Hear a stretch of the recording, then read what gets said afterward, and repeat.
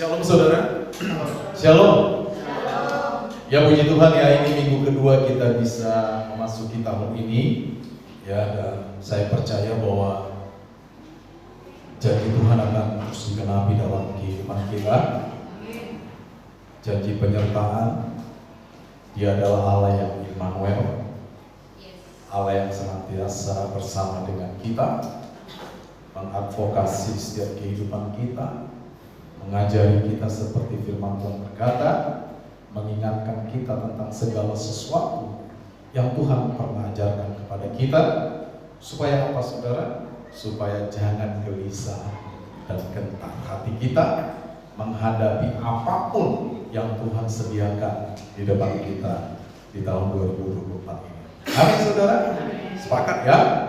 Baik saudara, sebelum saya berkhotbah, saya ucapkan selamat datang dulu kepada Pak Yohanes ya. Beliau ini temannya Pak Yakub ya. Nanti kita bisa bincang-bincang lebih lanjut biar kenal ya kan. Peribahasa bilang tak kenal maka tak sayang.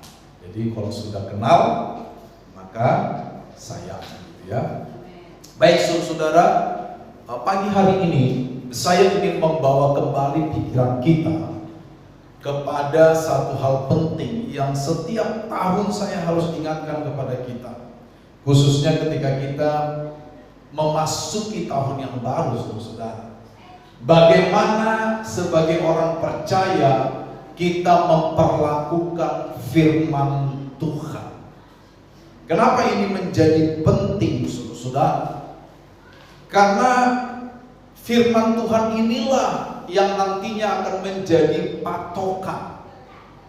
Firman Tuhan inilah yang menjadi standar moralitas kehidupan kita sebagai orang percaya, dimanapun kita berada. Di kota, di desa, di dusun, ya, bahkan di tengah hutan pun ketika kita sendiri, firman Tuhanlah yang menjadi patokan dan standar setiap pikiran, perilaku setiap orang percaya. Sehingga kalau kita hidup sesuai dengan firman Allah, maka perkenanan Tuhan akan ada pada kita. Ya. Nah, bagaimana kita memperlakukan firman Allah? Kenapa isu ini penting? Berikutnya adalah karena adalah suatu kenyataan dan kita harus akui itu, bahwa masih ada orang-orang percaya yang memperlakukan firman Allah dengan cara yang salah. Contoh misalnya salah satunya nih, cara yang salah. Ada kalanya kita sebagai orang percaya hanya mau menerima firman Tuhan yang tampaknya menguntungkan kita. Ini tampaknya ya. Apa itu firman Tuhan yang tampaknya menguntungkan kita? Firman Tuhan yang nuansanya berkah, ya kan? Apakah itu salah? Tidak, tidak salah. Kita semua butuh firman Allah yang meyakinkan kita bahwa Tuhan memberkati hidup kita. Sepakat? Kita butuh itu.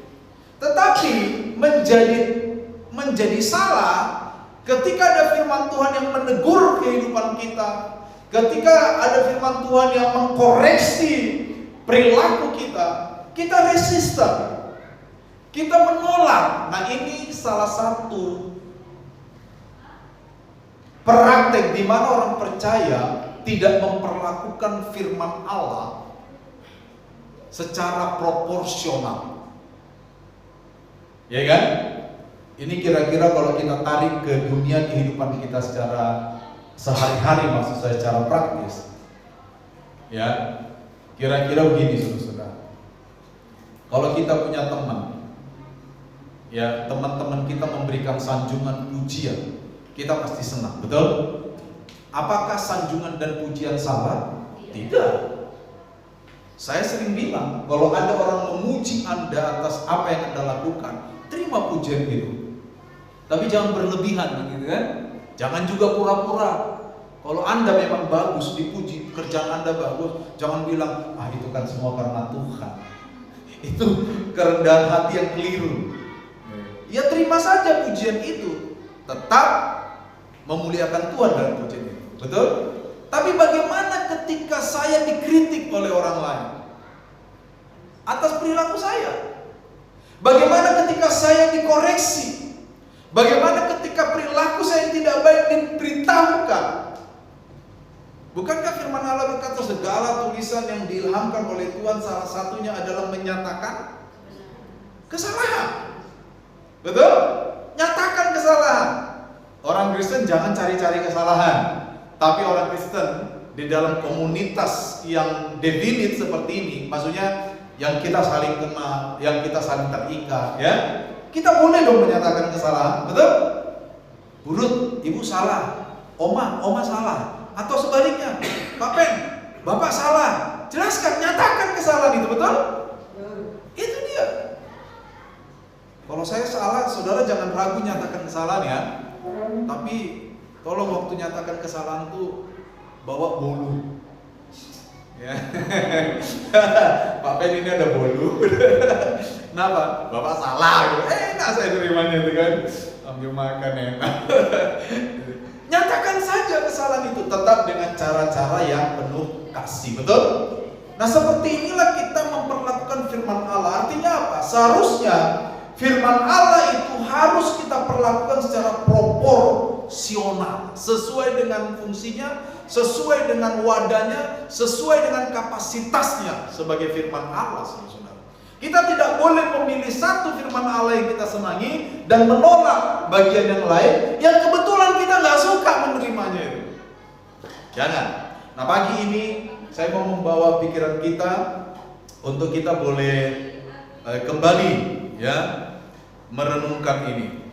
Saya memformulasikannya dengan dua langkah ya, bagaimana kita memperlakukan firman Allah. Saya menyerangkumkannya ke dalam dua langkah.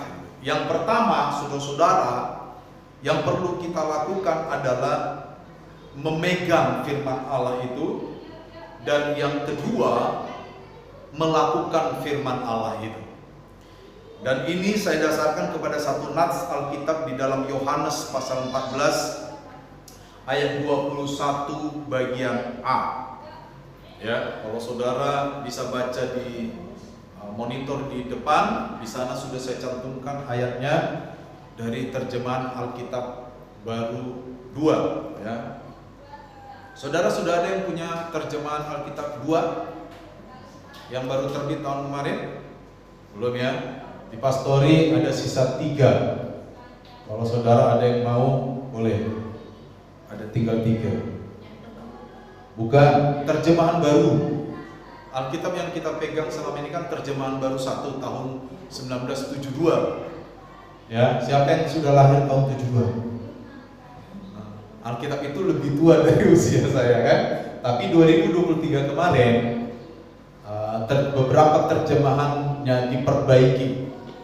Jadi judulnya TB2 ya, 2023. Di Pastori ada 3 yang baru itu. Kalau ada yang mau nanti silakan diambil. Tapi tinggal 3 ya. Kalau 4 yang mau sweet dulu. Ya, siapa yang menang ya. Baik, seperti itu saudara. Ya, barang siapa, ini Yohanes 14 ayat 21 ya. Barang siapa memegang perintahku dan melakukannya, artinya melakukan perintah tersebut, dialah yang mengasihi aku. Nah, ini adalah firman Tuhan yang diucapkan oleh Yesus kepada murid-muridnya pada waktu itu, saudara. Barang siapa memegang perintahku, dan hari ini perintah-perintah tersebut kita bisa gantikan dengan istilah firman Allah. Karena kalau di dalam Alkitab ada beberapa istilah yang bisa kita pahami dengan pengertian yang sama, seperti Taurat Tuhan, ya, itu juga merujuk kepada firman Allah. Perintah-perintah Tuhan itu juga merujuk kepada firman Allah. Ya. Jadi barang siapa memegang perintahku, selain memegang, Yesus juga berkata dan melakukan perintah itu, Dialah yang mengasihi aku. Dari sinilah saya ambil dua sikap atau dua tahapan bagaimana kita memperlakukan firman Allah secara proporsional, saudara-saudara. Tujuannya jelas, supaya saya dan saudara semua sebagai orang-orang percaya ya hidup di dalam kebenaran firman Allah itu dapat menerima setiap kebenaran semanis apapun, juga dapat menerima setiap kebenaran sepahit apapun. Sepakat ya? Semanis apapun dan sepahit apapun. Kita tidak boleh menolak yang tampaknya pahit buat kita, lalu menelan yang tampaknya manis.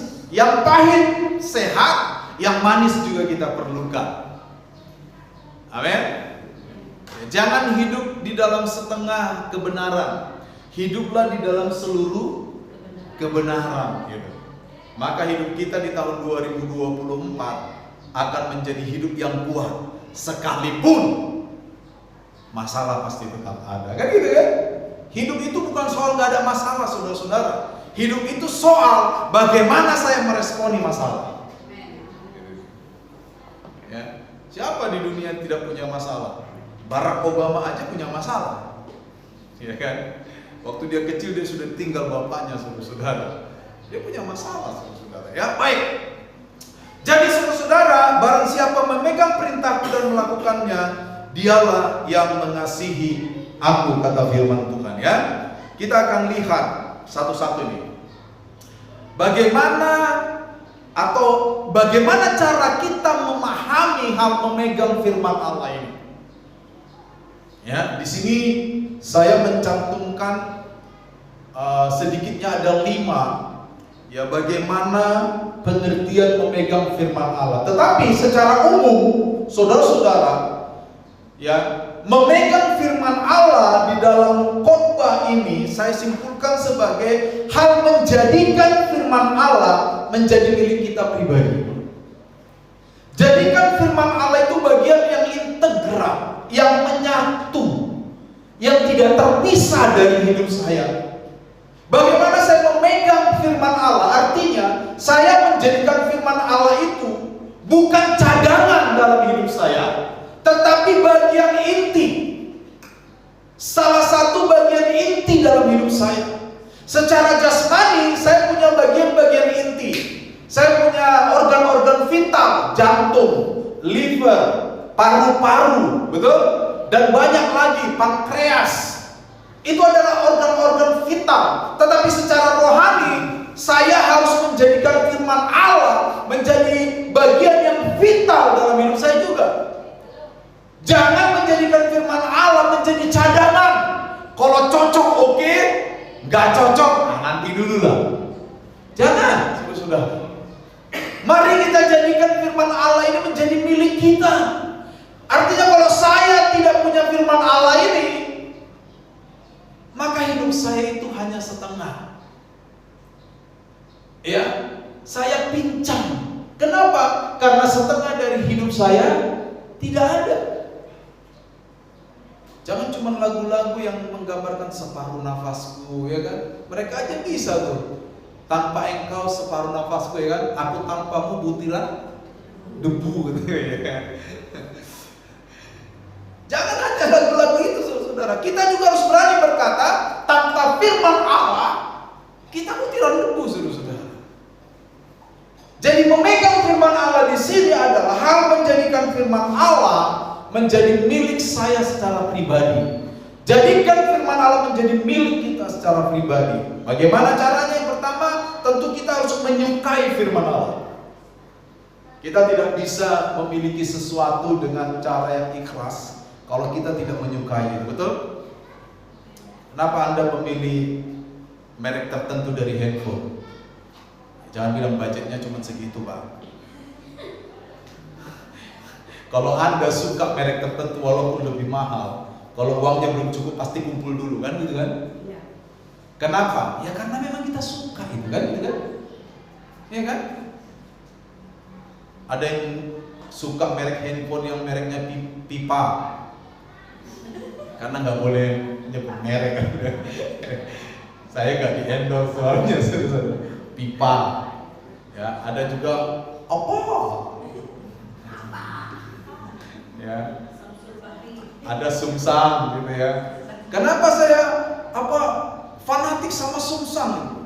Ada sesuatu yang betul nggak? Saya suka memang gitu. Walaupun suaranya kurang keras, nggak kayak Moti apa gitu sih? Iya kan? Ya kan, suka tertentu. Saya beli ini karena saya suka. Sama firman Allah.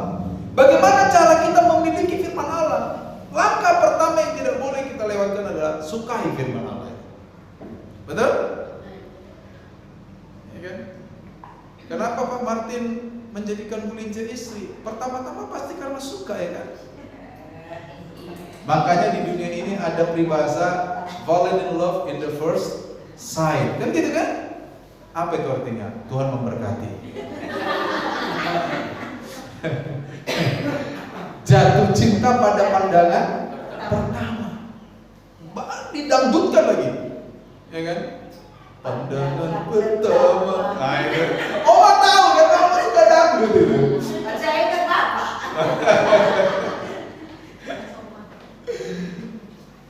Ya, sukai dulu firman Allah itu. Mazmur pasal 1 ayat 2. Diberkatilah orang. Kok diberkatilah orang ya? Berbahagialah, ya, orang yang menahan diri langkahnya dan sebagainya. Tetapi sebagai ganti dari bergaul dengan orang-orang fasik, tetapi yang kesukanya ialah Taurat Tuhan. Jadi di dalam Mazmur itu, yang kita pernah khotbah Mazmur 1 berapa sesi itu? 6 sesi ya. Ya, hanya Mazmur 1 itu kita kulik itu secara mendalam, saudara. Di sana dikatakan, ya, berbahagialah orang yang tidak berjalan bersama langkah-langkah orang fasik, yang tidak berkumpul dengan para pencemooh, tetapi sebagai ganti itu kesukaannya ialah Taurat Tuhan. Jadi Taurat Tuhan di sini tadi saya katakan merujuk kepada firman Allah. Jadi sukai dulu firman Allah ya. Lalu yang kedua apa? Membacanya. Kita nggak bisa suka firman Tuhan, tapi kita nggak baca. Amin. Ayo, hari ini kita tiba pada pembacaan apa? Amos pasal 1, 2, dan 3. Kita punya program baca Alkitab selesai 2 tahun. Ayo, saya harap kita masih setia itu. Atau jangan-jangan udah hilang tuh bukunya semua. Masih ada ya. Hari ini kita baca Amos 1, 2, dan 3. Ya, seru baca Amos 1, 2, dan 3 itu.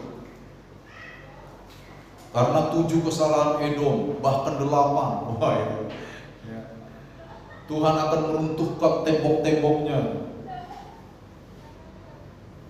Jadi yang kedua adalah membaca. Bagaimana mungkin kita bisa mengetahui firman kalau kita nggak baca Alkitab? Saya sudah bilang kan, kalau kita ngikuti pembacaan 2 tahun selesai, kita hanya butuh paling lama setiap hari 10 menit membaca Alkitab. Itu pun sudah dengan santai, betul? Tidak buru-buru. 10 menit yang kita perlukan, saudara. Ya, jadi mari kita baca Alkitab. Firman Allah berkata di dalam 1 Timotius pasal 4 ayat 13 apa? Bertekunlah dalam membaca kitab suci. Bertekun dalam membaca kitab suci. Jadi ini semua perintah dari Alkitab. Saya ambil, saya sadur. Yang ketiga, bagaimana supaya saya bisa memiliki firman Allah dalam hidup saya? Dengarkan firman Allah.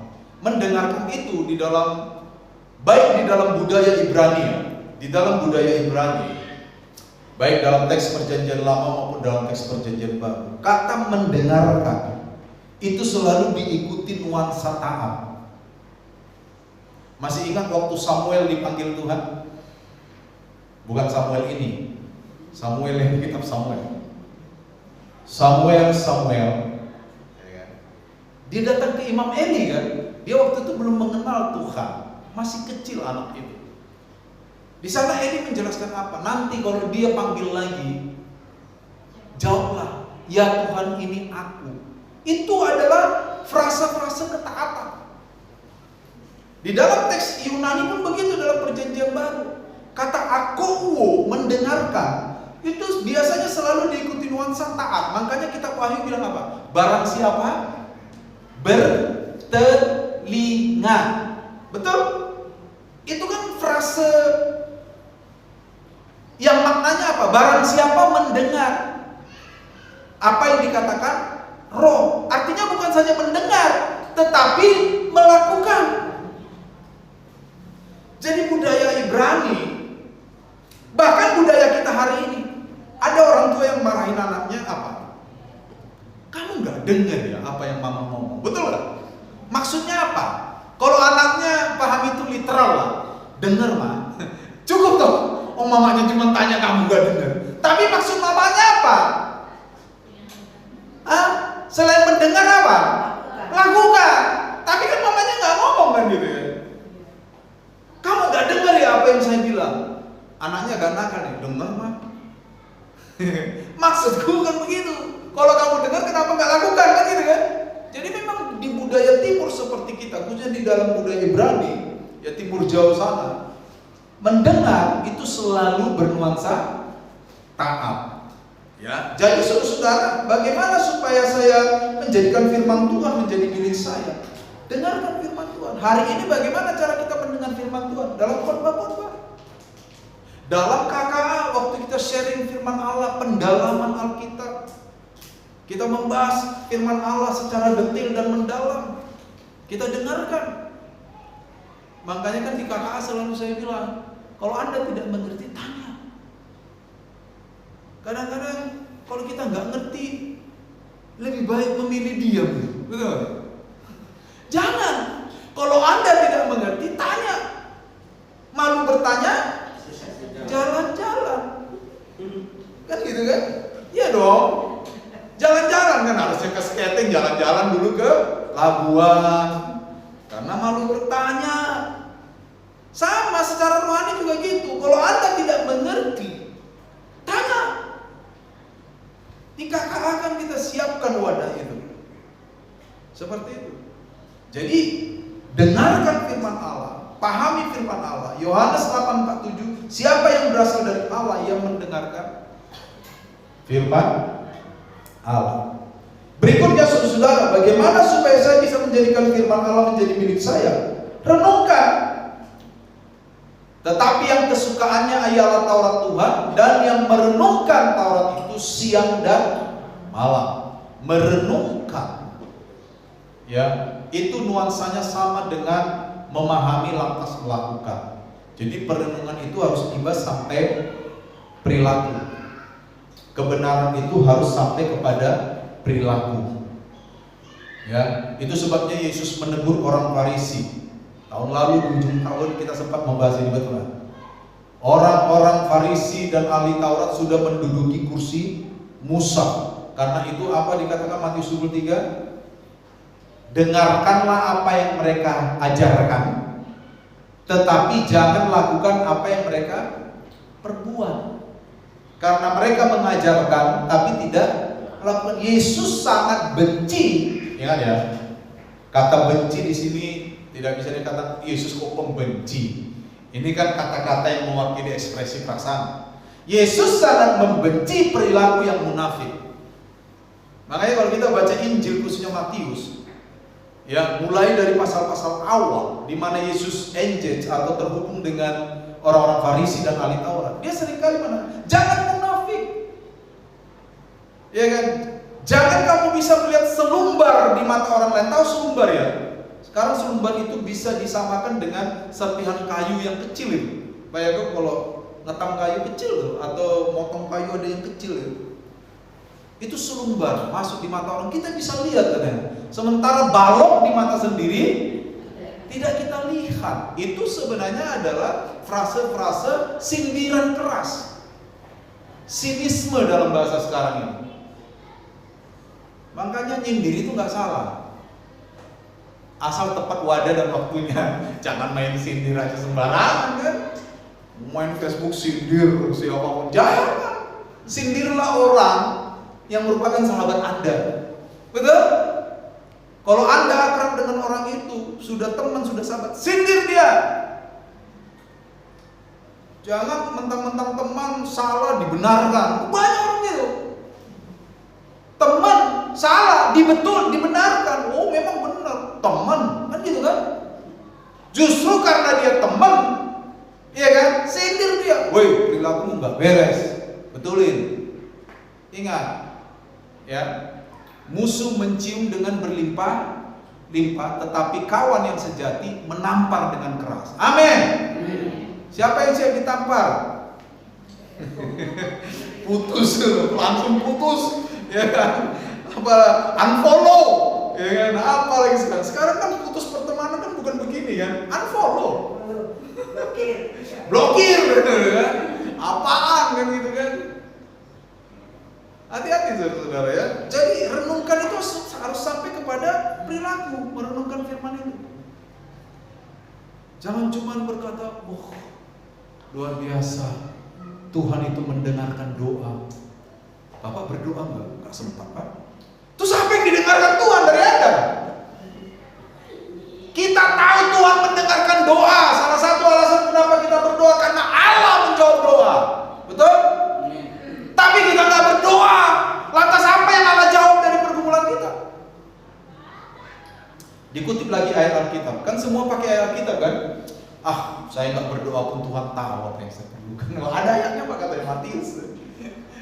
Bapakmu yang di surga tahu sebelum kamu mengungkapkannya, katanya. Jadi sebelum saya ungkapkan nggak usah tahu. Tapi kita diatur disuruh berdoa, betul nggak? Mintalah, carilah, tutuplah.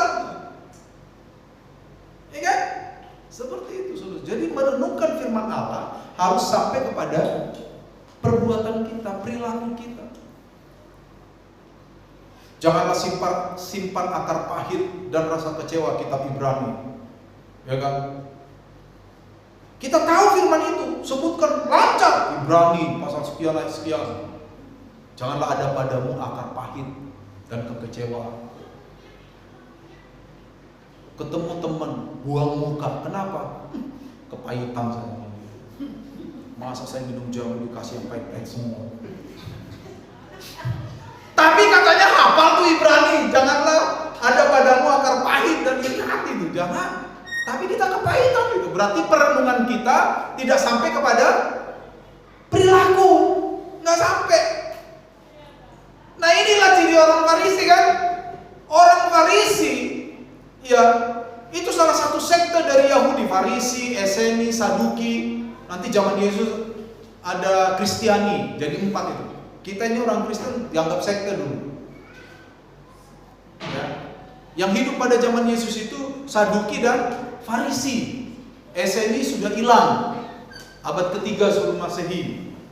Ya, mereka pindah ke satu daerah yang namanya Qumran.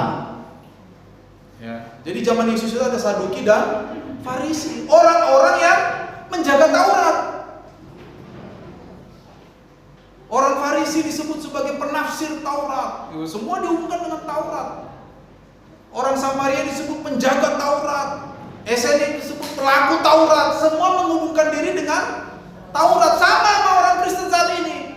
Semua kita menghubungkan diri dengan Alkitab, betul gak?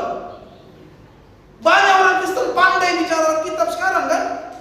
Wah. Enggak hanya bahasa Indonesia, bahasa Jawa. Iya kan?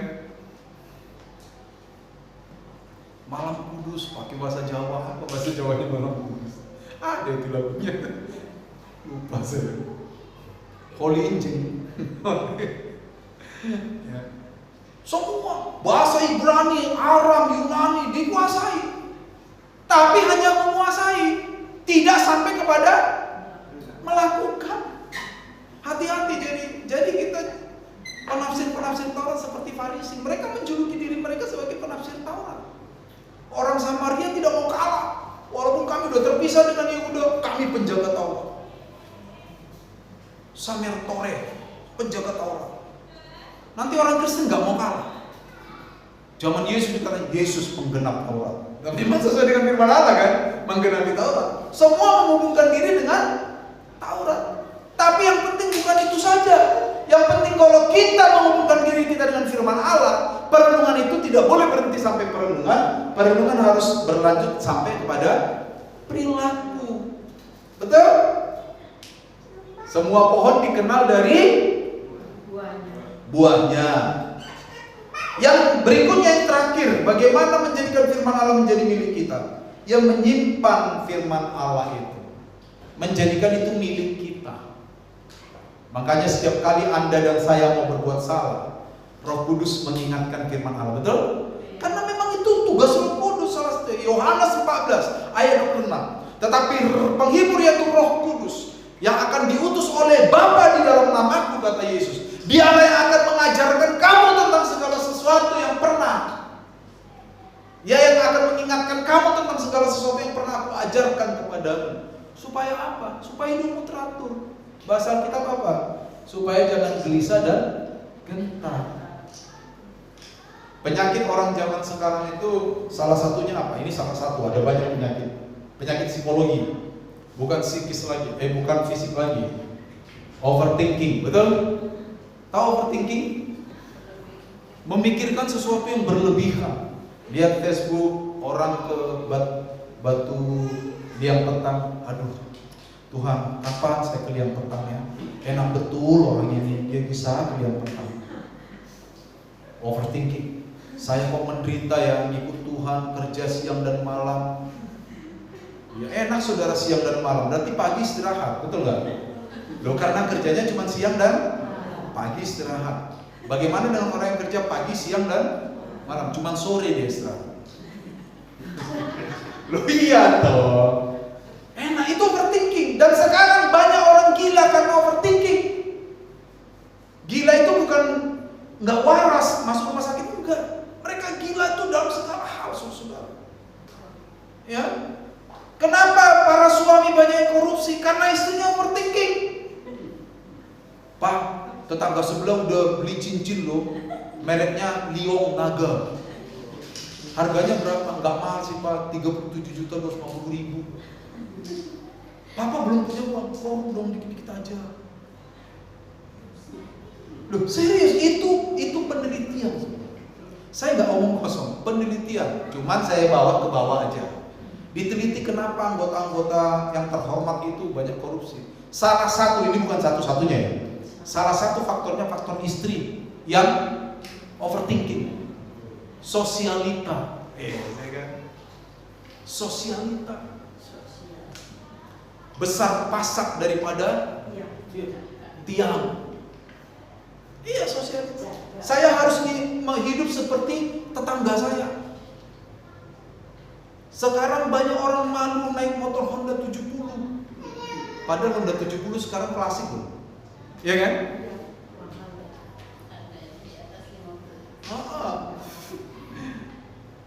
Pengennya Aeromax. Weh, ya kan? Padahal kakinya nggak nyampe. Kalau mau turun motornya harus ditolong orang.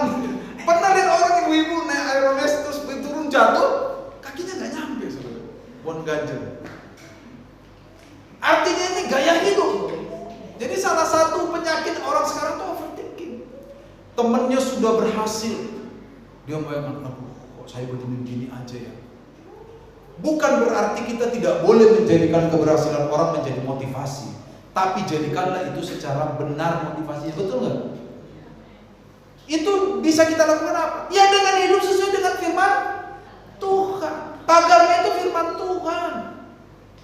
Kita nggak punya firman Tuhan, aduh nabrak kiri nabrak kanan kita saudara. Seperti orang bawa mobil mabuk, tabrak kiri tabrak kanan. Tapi kalau ada firman Tuhan yang kita miliki, waktu kita overthinking, apakah overthinking nggak dialami hamba Tuhan? Saya nggak alami sudah. Iya makanya saya mulai ngomong ini. Tuhan, gereja saya kok gini terus ya Tuhan ya. Saya sudah berapa lama di sini? Ada overthinking loh. Teman saya sudah begini. Aduh Tuhan, saya kok betah di Sumbawa ya Tuhan ya. Hilangkan kebetahan ini Tuhan. Tapi nggak bisa. Loh iya kan? Aduh saya pengen seperti si Asi. Overthinking. Begitu saya overthinking, saya duduk, saya berlutut depan Tuhan. Saya berdoa sama Tuhan. Loh itu sungguh-sungguh saya lakukan. Karena apa? itu membahayakan. Bukan hanya pendeta yang diserang overthinking, jemaat juga, betul kan? Membandingkan diri dengan tetangga, membandingkan suaminya dengan suami orang, membandingkan istrinya dengan istri orang, iya kan? Mam, kenapa penampilannya nggak kayak artis? Rumah udah setelan terus. Begitu istrinya berpenampilan kayak artis, anak nggak terurus, nggak masak, suaminya protes. Kenapa nggak ada nasi? Lo artis nggak masak, saudara? Iya kan? Artis nggak masak, ya kan? Apa namanya ini? Lotion biasanya Marina, karena mirip artis diganti. Jadi apa? Hah? Marini. Marini. Iya kan? Kemana uang ini, Pak? Lo kan lotionnya ganti, kan harus mirip artis. Tapi kalau kita ada firman Allah di dalam diri kita, ya kan? Ya kan? Kita bisa terkendali, betul nggak? Walaupun istri Anda tidak mirip artis, yang penting wajahnya berseri-seri, ya kan? Seperti lagunya Aribo, seperti kerlap-kerlipnya lampu di kota Jakarta, ya kan? Berseri, saudara. Amin.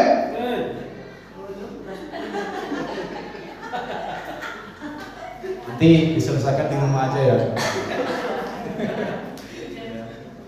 Berikutnya saudara, secara cepat.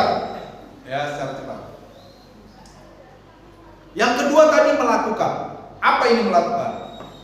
Hidupi firman Allah. Hidupi, hayati firman Allah. Penghayatan akan firman Allah itu penting. Hidupi, jadikan dia hidup. Ya, jadikan dia bergerak di dalam hidup kita. Kalau nggak begitu, nggak bisa kita hidup sesuai firman Allah. Kecewa sedikit, sakit hati, betul? Ditolak sedikit, marah. Disinggung sedikit, kabur. Wah, pasti begitu kita. Tapi kalau kita hidupi firman Allah, kita tahan banting, kita kuat. Kalau orang yang kuat dipakai Tuhan menjadi berkat, menjadi saksi buat orang lain. Amin. Hidupi firman Allah, lakukan. Taat, Yakobus 1:22a. Hendaklah kamu menjadi pelaku firman, bukan hanya pendengar saja. Sama dengan yang di atas sebenarnya. Jadi pelaku, jangan hanya dengar, pelaku firman. Yang kedua, berkomitmen untuk melakukan firman Allah. Teladan Musa, Keluaran 40 ayat 16. Musa melakukan semuanya itu tepat seperti yang diperintahkan Tuhan kepadanya. Demikianlah dilakukannya. Musa taat. Lakukan seperti yang diperintahkan Tuhan. Kalau Tuhan bilang jangan berzina, jangan berzina.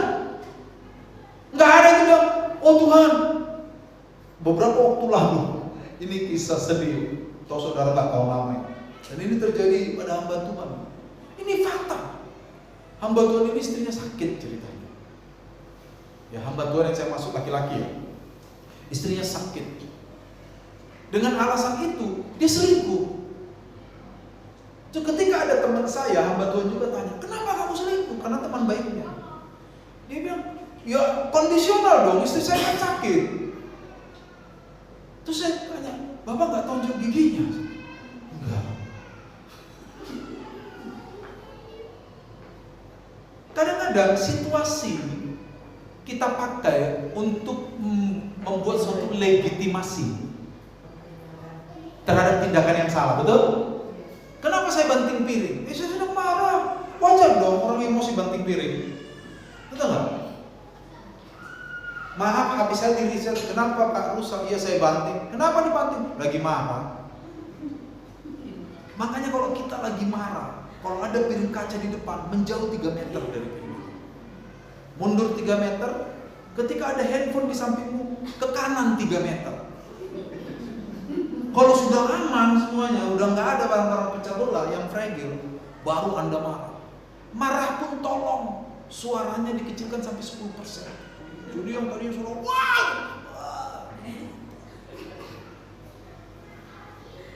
Makanya dari situ peribahasa muncul kan. Jangan memutuskan sesuatu ketika Anda marah. Amin. Itu dia, melakukan sesuai dengan perintah Allah. Hidup kita pasti terjaga. Ya, kurang duit Pak, kurang duit Bu. Ya nggak apa-apa, orang kurang duit itu biasa, betul. Kalau semua orang nggak ada yang kekurangan, nggak ada yang jadi karyawan toko. Semua pengen jadi bos, betul nggak? Oh saya nggak kekurangan, ngapain saya jadi karyawan? Saya pengen jadi bos. Yang lain, saya juga bos. Ayo kita jualan semua di sini. Iya kan? Jadi saudara, hidup kita, kalau kita melakukan sesuai dengan komitmen atau kebenaran firman Allah, hidup kita itu terjaga aman. Ya. Dan yang terakhir saudara, bagaimana kita bisa menghidupi firman Allah? Ya, itu kita bagikan kepada orang lain. Saudara, ada peribahasa berkata, ya, orang yang belajar salah satunya adalah dengan mengajar. Ya kan? Ketika Anda mengajar pada saat yang sama, Anda sebenarnya belajar. Itu peribahasa benar. Waktu saya ngajar, ya sama orang-orang, ngajar apa saja, ngajar musik ada, ngajar teologi, selalu saya dapati ada yang kurang gitu. Oh, ini kok saya enggak? Ini ya, saya catat. Habis itu saya searching, apa sih ini? Apa sih ini? Apa sih ini? Jadi sementara saya mengajar, selalu ada peluang untuk belajar. Sama dengan firman Allah. Kalau kita tidak membagikan firman Allah, kita tidak pernah belajar firman Allah. Makanya jadilah saksi kan gitu kan. Untuk apa kita tak tahu banyak firman Tuhan, tapi kita nggak bisa membagikan firman itu dengan benar kepada orang lain? Untuk apa? Sama dengan bahasa. Saudara belajar bahasa Inggris setiap hari di rumah, tapi nggak pernah ngomong bahasa Inggris.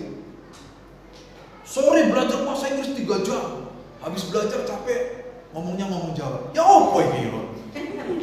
Tapi iya. Kok pribadi sampean? Nggak bisa itu ngomong bahasa Inggris, betul nggak? Di kepala kita tahu, di mulut kita kaku. Ya kan?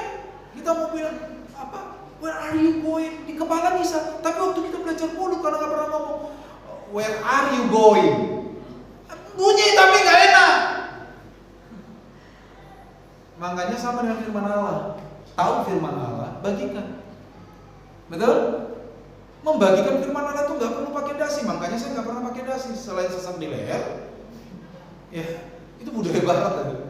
Saya lebih suka pakai ini, budaya Indonesia ini. Amin. Berarti ini. Bagikan firman Allah. Temanmu berbuat salah, nggak perlu Anda kutip Alkitab. Alkitab berkata, nggak perlu. Tapi kutip aja kebenarannya. Jangan bikin salah. Ya kan, Tuhan suka kepada orang-orang yang hidupnya adil dan benar. Betul? Nggak perlu. Mazmur pasal 125. Nggak perlu. Amin. Bagikan firman Allah seperti Filipus. Nah, ini menjadi bekal kita di tahun yang akan datang. Di tahun ini, amin. Minggu lalu saya sudah bicara tentang Mazmur 126. Bagaimana kita bersiaran ke masa lalu. Di mana Tuhan menolong kita itu menjadi selalu cerminan bahwa Tuhan akan tetap menolong kita. Hal-hal yang tidak mungkin ketika Tuhan memulihkan keadaan Sion, keadaan kita seperti orang yang bermimpi. Karena tidak mungkin, tapi pertolongan Allah 70 tahun Yehuda di Babel. Tidak mungkin bahwa Tuhan memakai Kores, raja Persia yang tidak mengenal Allah, menjadi Allah bagi pemulangan Israel ke Yerusalem. Itu menjadi cermin buat kita. Hari ini firman Allah harus kita pegang dan kita miliki, kita lakukan firman Allah. Maka 50 minggu berikutnya sebelum tahun ini berakhir, hidup kita pasti kuat, tegar. Amin. Masalah pasti ada, tenang saja, Anda tidak akan kekurangan masalah. Saya juga pasti tidak akan kekurangan masalah. Selalu ada masalah yang harus kita lakukan. Tapi yang paling penting adalah ketika saya ada dalam masalah itu, ada Tuhan juga yang bersama dengan saya. Karena yang berjalan bersama, Anda akan berjalan bersama Tuhan, dan kita akan menjadi pemenang. Kenapa? Zefanya pasal 3 ayat 16 berkata, Tuhan Allahku ada di antara sebagai pahlawan yang memberikan kemenangan. Tuhan memberkati